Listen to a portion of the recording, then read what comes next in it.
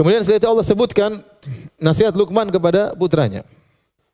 Wa idz qala Luqmanu li binihi wa huwa ya'idhuhu. Tatkala Luqman berkata kepada putranya dan dia menasihatinya. Mau'izah yaitu nasihat disertai dengan takhwif. Namanya mau'izah. Ya, memberi masukan disertai dengan peringatan. Ya. Disertai dengan peringatan, ya. Wa huwa ya'idhuhu. Ada yang mengatakan anaknya ini musyrik.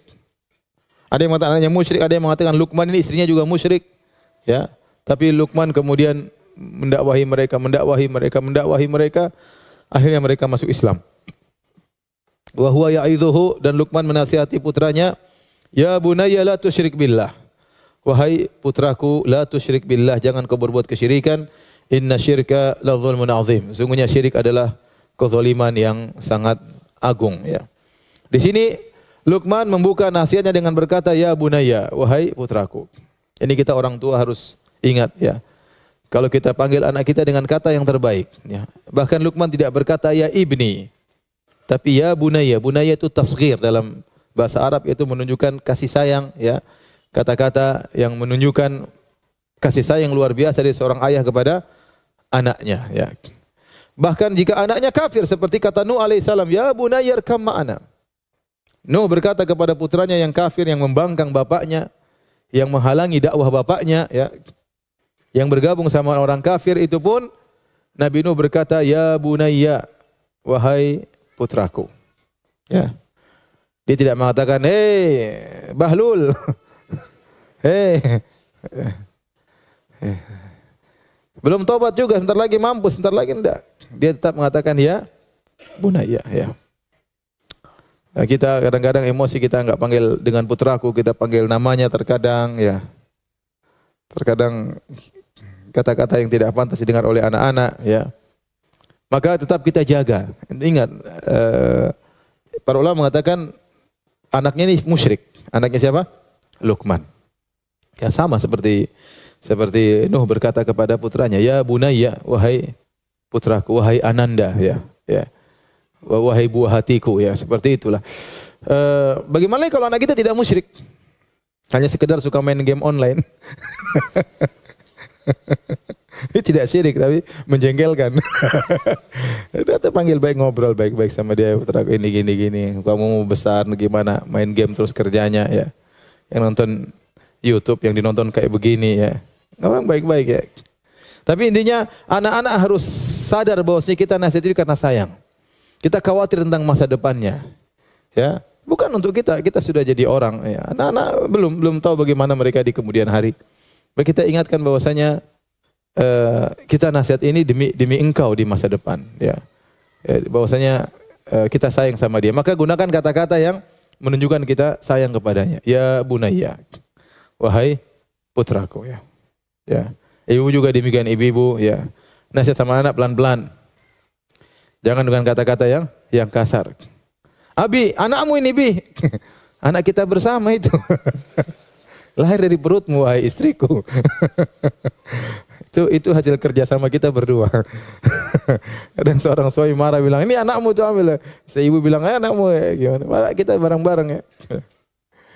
Jadi tunjukkan bahwasanya anak itu kan penting gimana? Kalau kita marah sama dia harus tahu dia salah.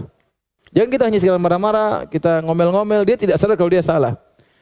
Dia harus sadar bahwasanya kita marah sama dia karena kita sayang sama dia.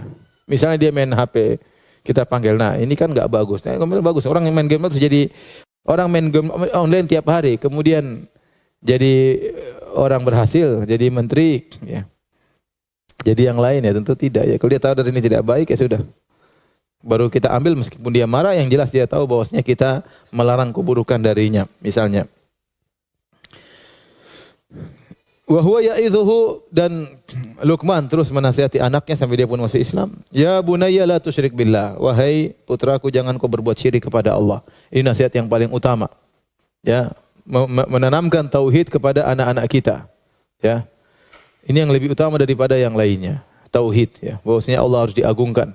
Meminta hanya kepada Allah, bertawakal kepada Allah, serahkan urusanmu kepada Allah. Sering kita bilang gitu, ya nak, berdoa sama Allah, nak. Serahkan urusanmu kepada Allah. Ya, semuanya mudah kalau Allah berkehendak. Kau minta kepada Allah. Sering kita gantungkan urusan mereka dengan siapa? dengan Allah. Dia bilang tenang, nanti bapak yang ngurus. Tenang. Tenang. Bapak tinggal telepon selesai misalnya. Tenang, Abi jenderal, jangan khawatir. Bapakmu jenderal nak, jangan khawatir. Ya. Jadi kita akhirnya melupakan dia kepada Allah. Kita membuat dia bertawakal kepada kita. Dan itu kurang bagus. Sehingga dia bertawakal kepada bapaknya, bersandar kepada bapaknya, bersandar kepada kekayaan harta bapaknya dan yang lainnya. Maka seorang menanamkan tauhid, nilai-nilai tauhid kepada anaknya ya.